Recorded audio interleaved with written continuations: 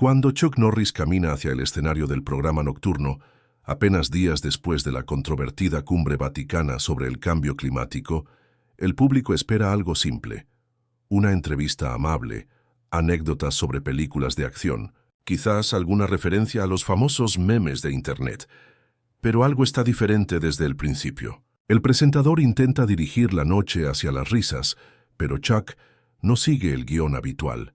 Está distante, concentrado, y entonces sus ojos se fijan en algo inesperado: una pequeña caja de madera colocada silenciosamente sobre la mesa frente a él. Es entonces cuando la atmósfera cambia, las preguntas cambian, también las respuestas. Lo que comienza como un segmento casual se transforma en algo completamente diferente. El presentador, todo encanto y sonrisa pulida, proyecta su voz hacia la sala. Damas y caballeros, Chuck Norris. Aplausos atronadores. Algunos espectadores se ponen de pie. Otros levantan discretamente sus teléfonos para grabar, aunque va contra las políticas del estudio. Él entra con pasos lentos y silenciosos, vestido con un traje oscuro, su expresión cortés pero distante. El presentador extiende una mano y Chuck la estrecha suavemente. Se sientan uno frente al otro como estaba previsto. Sobre la mesa entre ellos un vaso de agua, algunas tarjetas y, curiosamente, esa pequeña caja de madera descansando sobre un cojín de terciopelo azul profundo. Entonces, Chuck, comienza el presentador, manteniendo un tono ligero, ¿qué tiempos estos? La cumbre del Vaticano ha terminado y tú, bueno, sigues pareciendo inmortal. ¿Cuál es tu secreto? Agua bendita. Risas del público, pero Chuck solo ofrece una leve sonrisa, sin decir nada. Su mirada cae sobre la caja de madera, no una mirada pasajera. La ve y hace una pausa. El silencio, inicialmente incómodo, comienza a sentirse más pesado. El público nota el cambio y lentamente se queda en silencio. ¿Todo bien?, pregunta el presentador con una risa forzada. Estás incluso más zen de lo habitual esta noche. Chuck respira profundamente. Extiende la mano tocando ligeramente la caja con las puntas de los dedos. Sus ojos se desvían, desenfocados por un momento, como si se sumergiera en un recuerdo, largo tiempo enterrado. Algunas cajas, dice finalmente, su voz tranquila pero firme, no están destinadas a abrirse según el horario de nadie más que el de Dios. El estudio se congela por un instante. La gente no está segura si esto es parte de un momento guionizado, quizás un giro promocional inteligente. Pero Chuck no está actuando. No hay rastro de interpretación en su rostro.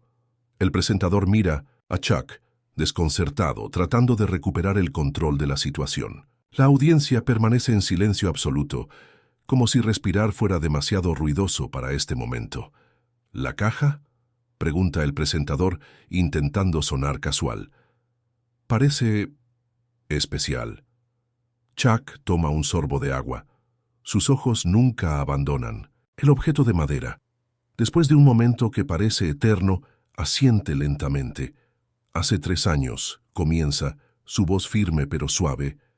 Estaba en España filmando un documental sobre monasterios antiguos, un lugar remoto cerca de Sevilla.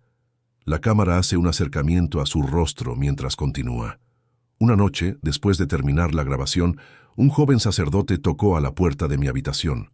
No dijo su nombre, simplemente me entregó un sobresellado con el emblema del Vaticano. Chuck hace una pausa como reviviendo el momento. Cuando levanté la vista para preguntarle, ya había desaparecido, como si nunca hubiera estado allí.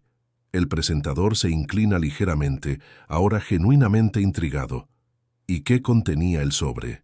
Chuck abre lentamente la caja de madera y extrae un sobre amarillento, el sello de cera roja todavía intacto en una esquina rota. Lo sostiene con la delicadeza de quien manipula una reliquia. Una invitación. No oficial, no diplomática. Era personal, escrita a mano por el mismo Papa Francisco. Murmullos de asombro recorren el estudio. El presentador parpadea, visiblemente sorprendido. ¿Qué decía? Chuck mira directamente a la cámara, como si estuviera hablando no solo con la audiencia presente, sino con millones de personas. Decía: me gustaría caminar contigo en silencio entre los olivos. Eso era todo. Sin cámaras, sin prensa, solo eso. La sala queda inmóvil. El tono ha cambiado a algo casi sagrado. ¿Y fuiste? Pregunta el presentador, apenas por encima de un susurro. Chuck asiente. Él no quería ver a Chuck Norris, el actor, explica, su voz apenas audible. Específicamente, escribió que necesitaba conocer al hombre detrás de las leyendas, aquel que entiende que la verdadera fuerza reside en saber cuándo no utilizarla. El presentador intenta aligerar el ambiente. Bueno, supongo que incluso el Papa es fan de Walker Texas Ranger, ¿no? La broma cae en un vacío. Nadie ríe. La intensidad en los ojos de Chuck silencia cualquier intento de humor. Lo que Francisco me mostró esa noche, dice Chuck ignorando el comentario, cambió todo lo que creía saber sobre la fe, el poder y el propósito. El presentador intercambia una mirada nerviosa con el equipo fuera de cámara, pero ninguna voz llega a través del auricular. Los productores están tan cautivados como todos los demás. Algo monumental está desarrollándose en televisión en vivo, y nadie se atreve a interrumpirlo. El estudio se ha convertido en un templo de silencio. Cada respiración parece una intrusión en algo sagrado que está desplegándose ante millones de espectadores. Chuck continúa, ahora completamente inmerso en su relato. Llegué al Vaticano una noche de invierno, dice, su voz transportando a todos a ese momento. No por la entrada principal. Me llevaron a una puerta lateral, una que normalmente se reserva para emergencias diplomáticas. El presentador permanece inmóvil, hipnotizado por cada palabra. Un cardenal anciano me esperaba. Sin palabras, me guió a través de pasillos que no aparecen en ningún mapa turístico. Corredores antiguos, iluminados solo por pequeñas lámparas en las paredes. El aire olía a historia, a secretos guardados durante siglos. Chuck hace una pausa, pasando sus dedos por el borde de la caja de madera. Finalmente, emergimos en un jardín oculto. Estaba rodeado de olivos centenarios exactamente como mencionaba su carta, y allí, sentado en un simple banco de piedra, estaba él. La audiencia contiene el aliento colectivamente.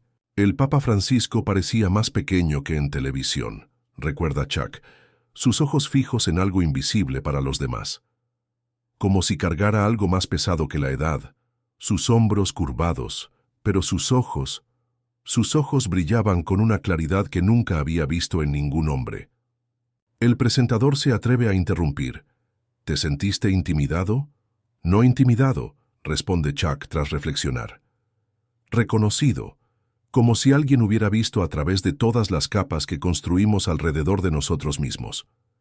Toma otro, sorbo de agua antes de continuar. Él habló primero, no en inglés sino en español. Me dijo que había seguido mi trabajo humanitario durante años, especialmente en México y Sudamérica. Conocía detalles de proyectos que ni siquiera habían sido publicados. Chuck se inclina hacia adelante, intensificando el momento. Y entonces hizo algo que me sorprendió. Se dirigió al cardenal y le pidió que nos dejara solos. El cardenal protestó, mencionó protocolos de seguridad, pero Francisco fue firme. Esto es entre él y yo, dijo, y Dios será nuestro único testigo. El silencio en el estudio es absoluto. Nadie se mueve. Cuando estuvimos completamente solos, el Papa, Francisco, se levantó. De su sotana extrajo algo envuelto en un paño rojo. Te he llamado, me dijo, porque hay verdades que no pueden confiarse a quienes viven dentro de estos muros. Chuck mira directamente a la cámara, sus ojos penetrantes. Fue entonces cuando me mostró algo que me hizo cuestionar todo lo que creía saber sobre la fe y el poder. El presentador apenas respira. ¿Qué fue lo que te mostró? El estudio queda sumido en un silencio absoluto, mientras Chuck, con movimientos pausados y precisos, abre por completo la caja de madera ante las cámaras. La tensión es palpable. Ni siquiera los técnicos se atreven a moverse. Dentro, tal como había insinuado, reposa un pergamino de aspecto antiguo con escritura desvanecida y una pequeña llave plateada que brilla bajo las luces del estudio. El Papa Francisco me explicó que este documento ha sido protegido por solo 7 personas. Desde el siglo XVI, dice Chuck, su voz resonando en el silencio sepulcral. Me dijo que cada guardián fue elegido no por su posición, sino por su carácter. El presentador observa el pergamino, visiblemente impactado. ¿Quién lo escribió?, pregunta, su voz apenas audible. Un místico olvidado por la historia, responde. Chuck, un hombre llamado Hermano Sebastián de Córdoba, que sirvió en el Vaticano durante una época de gran corrupción, cuando los Borgia controlaban la Santa Sede. Chuck desliza sus dedos por el borde del pergamino sin tocarlo directamente. Francisco me contó que este hombre tuvo una visión mientras oraba en las catacumbas, huyendo de quienes lo acusaban de herejía. Escribió lo que vio y lo selló con su sangre antes de entregarlo a un cardenal de confianza. El presentador intenta recuperar algo de control profesional. ¿Y qué dice exactamente esta profecía? Chuck toma aire profundamente antes de responder. Habla de un tiempo futuro, cuando el trono de Pedro estará vacío pero no desocupado. Describe un período en que la iglesia será como un barco sin timón, aunque parezca tener capitán.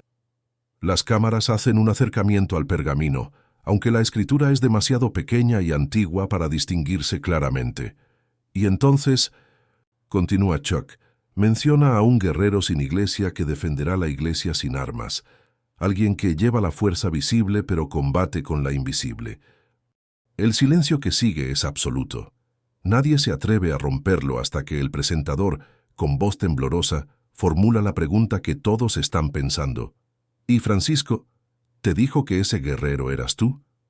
Chuck levanta la mirada del pergamino, sus ojos intensos fijos en la cámara. Lo que me dijo fue, no te he elegido yo, has sido elegido por algo más antiguo que mi autoridad. Y luego añadió algo que no entendí entonces, pero que ahora comienza a tener sentido. El momento llegará, cuando el silencio ya no sea una opción, cuando callar sea traición. El silencio en el estudio se ha transformado en algo tangible, como si el aire mismo hubiera adquirido peso. Chuck se inclina hacia adelante, su expresión ahora más intensa que antes. Lo que descubrí después, continúa, fue aún más perturbador. Durante nuestro segundo encuentro, Francisco me reveló la existencia de un grupo oculto dentro de los muros del Vaticano, ni oficialmente sancionado ni condenado. El presentador traga saliva visiblemente, sus manos inquietas sobre la mesa. Ellos se hacen llamar los silenciosos, dice Chuck, su voz firme pero grave. Han existido durante siglos, rastreando patrones, preservando verdades demasiado peligrosas para el conocimiento público. La cámara hace un primer plano a su rostro mientras continúa. No son una secta ni una orden religiosa reconocida. Son guardianes, vigilantes que operan en las sombras de la iglesia. Algunos son sacerdotes, otros laicos. Algunos incluso trabajan en posiciones de alto rango dentro del Vaticano sin que nadie sospeche su verdadera misión. El presentador se aclara la garganta, claramente incómodo. Creo que es un buen momento para una pausa comercial. Chuck levanta su mano, un gesto silencioso pero definitivo. El presentador se detiene en seco, como paralizado. Según Francisco, prosigue Chuck como si no hubiera habido interrupción. Los silenciosos comenzaron durante la Inquisición, cuando algunos dentro de la iglesia reconocieron que el poder estaba corrompiéndola desde dentro. Juraron proteger la esencia de la fe, no su estructura. Las luces del estudio parecen disminuir, aunque técnicamente nada ha cambiado. Francisco era su aliado reluctante, explica Chuck. Utilizaba su posición para protegerlos mientras investigaban. Fuerzas que trabajaban para socavar la iglesia desde dentro. Fuerzas que, según él, habían infiltrado hasta los niveles más altos del Vaticano. Chuck abre un pequeño compartimento oculto en la base de la caja de madera, revelando un medallón de plata con un símbolo extraño, un ojo dentro de un triángulo invertido. Este es el símbolo que usan para reconocerse entre ellos. Francisco me dijo que ellos necesitaban a alguien fuera de su mundo, alguien más allá de su alcance, alguien como yo. El presentador, visiblemente pálido, intenta hablar. Chuck, esto suena a conspiración. Chuck termina por él. Eso pensé yo también, hasta que empezaron a llegar las pruebas. Chuck toma un sobre de manila de la caja y extrae lo que parecen ser fotografías. Su expresión se endurece mientras las organiza metódicamente sobre la mesa. Aproximadamente 2 semanas después de mi encuentro en el Vaticano, continúa, comencé a notar cosas extrañas, sutiles al principio, tan sutiles que dudé de mis propios instintos. El presentador mira las fotografías, su curiosidad profesional luchando contra un creciente temor. Autos sin placas estacionados fuera de mi rancho en Texas. Llamadas que se cortaban inexplicablemente. Mi correo electrónico personal comenzó a mostrar actividad en horarios cuando yo estaba dormido. Chuck señala la primera fotografía sobre la mesa. Al principio, pensé que era paranoia, admite. Después de décadas interpretando a personajes que combaten conspiraciones, es fácil empezar a ver sombras donde no las hay. Su dedo se desliza hacia la siguiente fotografía, pero luego, una periodista llamada Elena Vázquez me contactó. Estaba investigando irregularidades en las finanzas del Vaticano, específicamente fondos desviados de obras de caridad hacia cuentas privadas. Me dijo que tenía documentos que conectaban estas cuentas con nombres que Francisco me había mencionado. Chuck, haré una pausa significativa. Acordamos reunirnos en Madrid. Ella nunca llegó. 3 días después, las autoridades encontraron su apartamento vacío, su computadora desaparecida. Oficialmente, decidió tomarse unas vacaciones espontáneas. Toma la tercera fotografía y la coloca frente a la cámara. Muestra a Chuck caminando solo por un sendero boscoso en lo que parece ser una propiedad privada. Entonces llegaron las fotografías. Coloca las 3 imágenes en fila. Cada una muestra a Chuck en lugares donde él creía estar completamente solo, meditando en su rancho, visitando una pequeña capilla rural, esperando en un aeropuerto privado. El mensaje era claro. Alguien me estaba vigilando y querían que yo lo supiera. El presentador examina las imágenes, ahora visiblemente perturbado. ¿Cómo te llegaron estas fotos? Por debajo de la puerta de mi habitación de hotel en Ginebra, donde estaba participando en una conferencia sobre ayuda humanitaria. El mismo día recibí un mensaje de texto desde un número desconocido. Chuck extrae su teléfono y muestra la pantalla hacia la cámara. El mensaje es breve, críptico. El silencio protege más que al mensajero. La atmósfera en el estudio se vuelve aún más densa, como si el aire mismo se hubiera cargado con una gravedad invisible. Chuck extrae un pequeño fajo de sobres de la caja de madera, cada uno sellado con un simple punto de cera roja sin emblemas. Durante los meses siguientes, dice Chuck con voz pausada, recibí correspondencia privada de Francisco, nunca por canales oficiales, siempre a través de intermediarios, un estudiante de intercambio, una monja en misión humanitaria, incluso una vez dentro de un libro que me fue enviado aparentemente por una editorial. El presentador observa los sobres, fascinado y aterrado a partes iguales.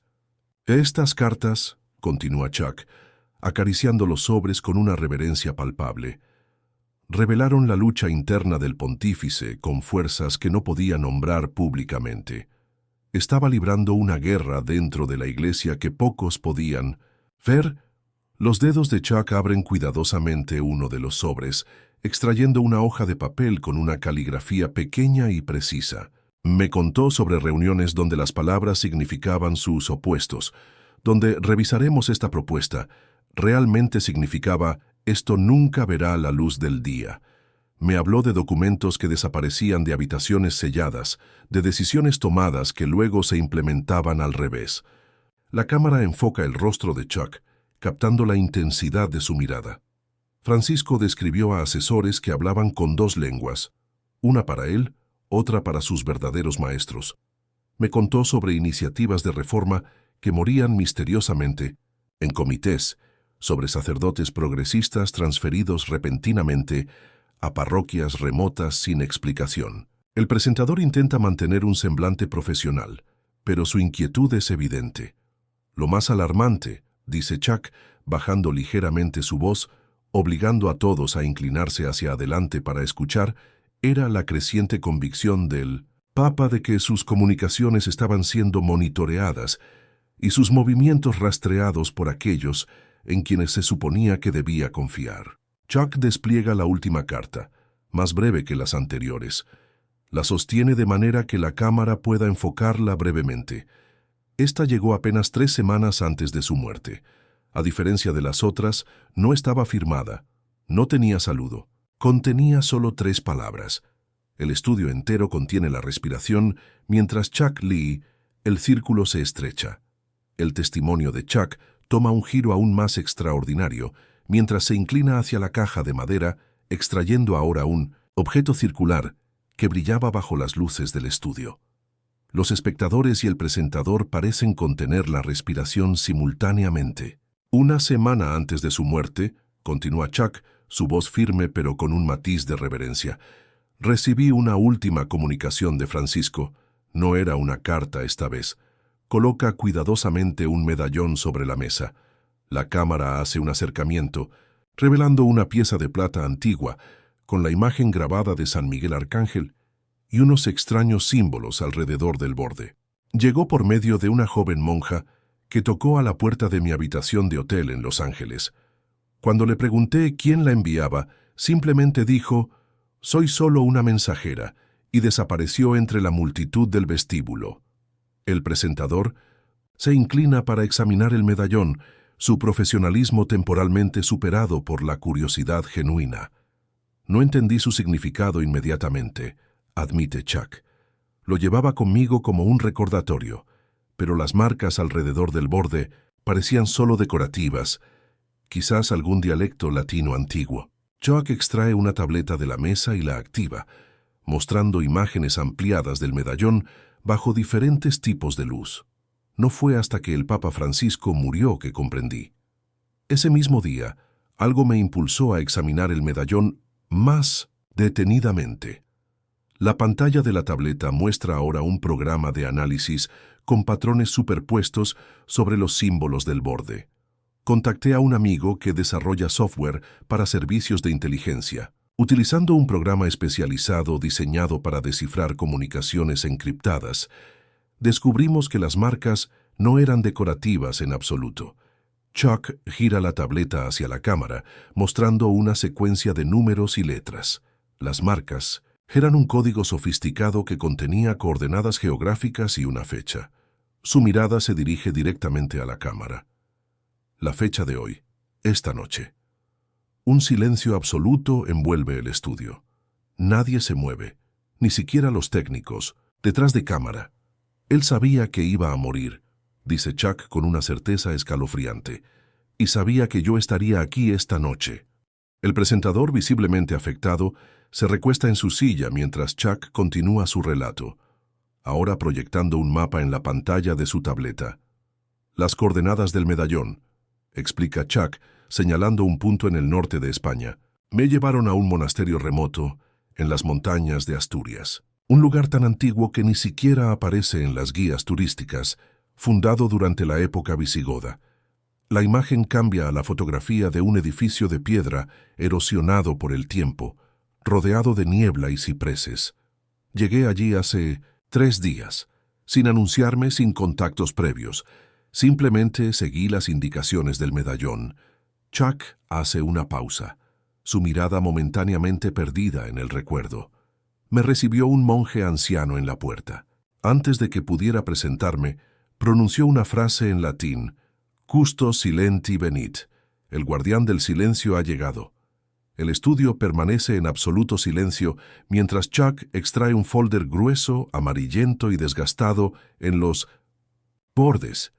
El monje Padre Tomás me condujo a una biblioteca subterránea. Me explicó que había servido como archivista en el Vaticano durante los años 60, hasta que fue súbitamente trasladado a este monasterio aislado sin explicación. Abre el folder con delicadeza, revelando páginas frágiles cubiertas de sellos, oficiales del Vaticano. Estos documentos, continúa, fueron sacados clandestinamente de los archivos secretos del Vaticano décadas atrás.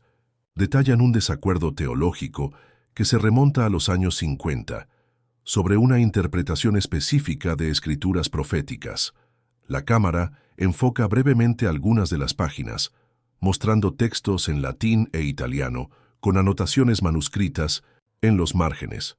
Según estos estudios, los verdaderos exégetas descubrieron que la Iglesia enfrentaría su mayor amenaza no de enemigos externos, sino de aquellos que visten la máscara de la renovación mientras llevan el espíritu de la división. Chuck pasa las páginas con cuidado reverencial.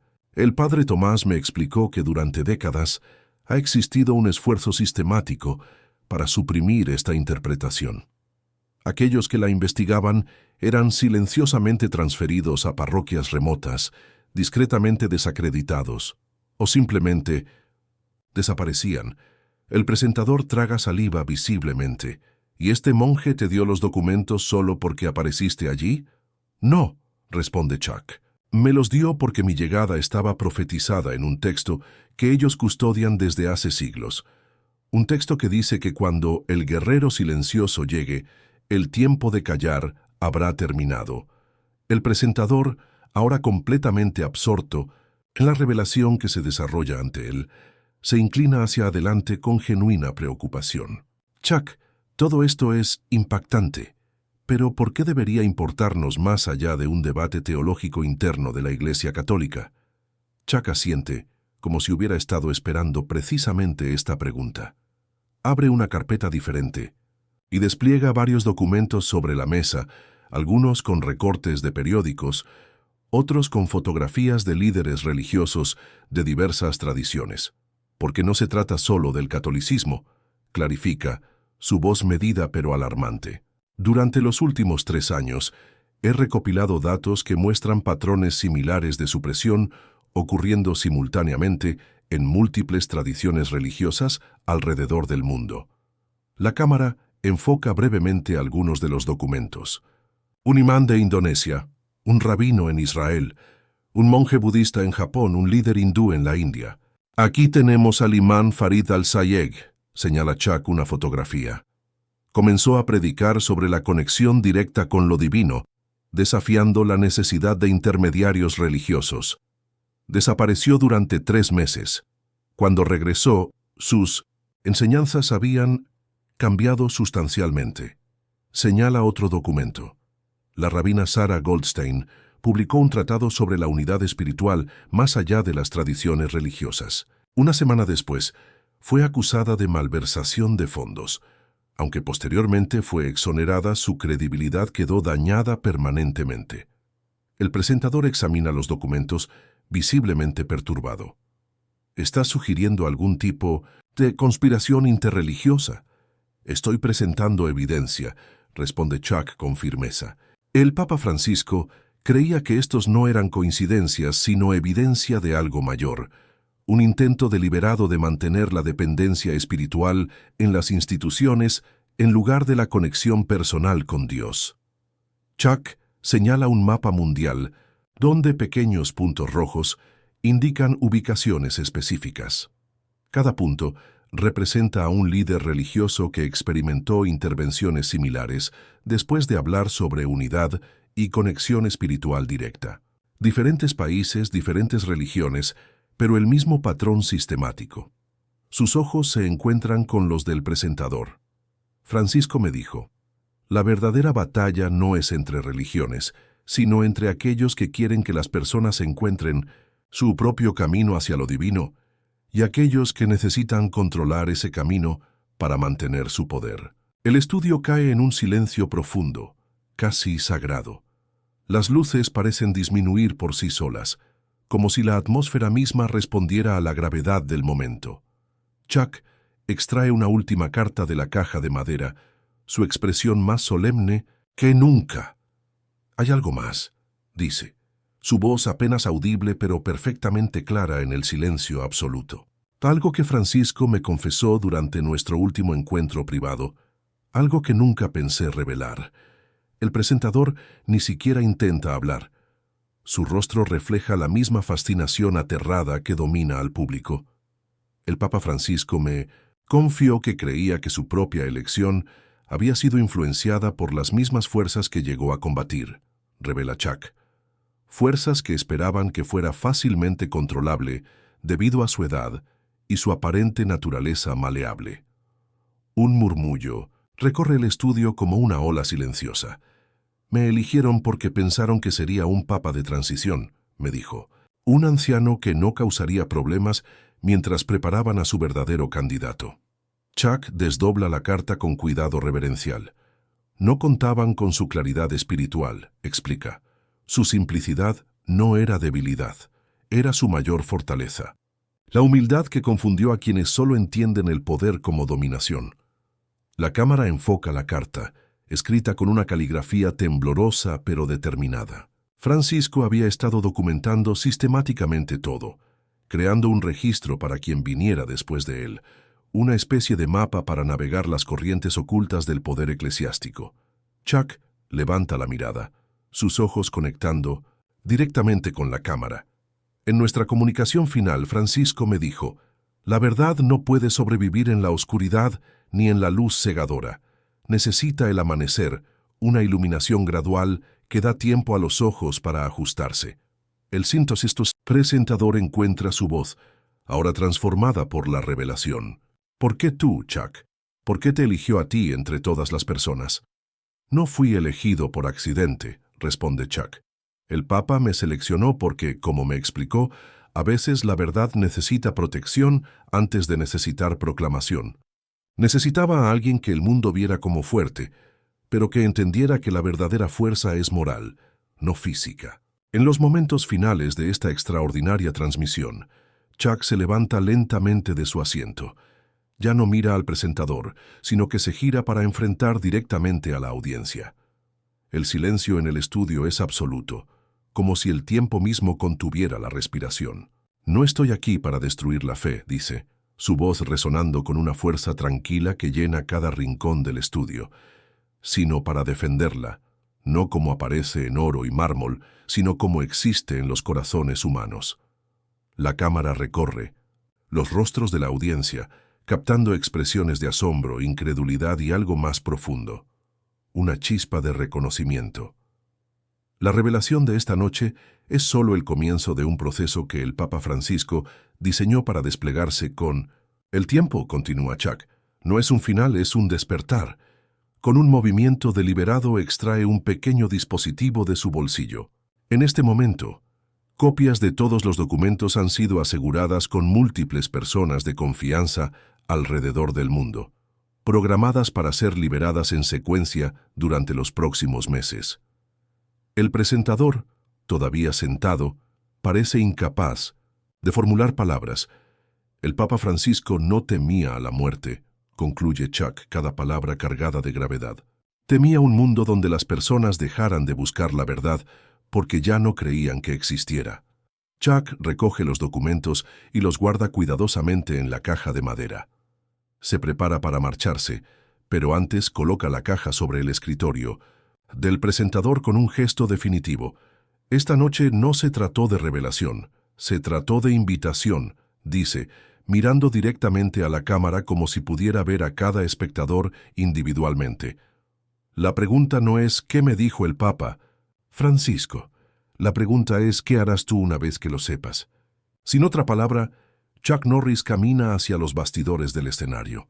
La cámara recorre lentamente los rostros atónitos del público mientras se aleja, dejando tras de sí un silencio más poderoso que cualquier palabra. El estudio queda completamente inmóvil, congelado en un momento que todos los presentes saben que nunca olvidarán. Y entonces la señal se corta.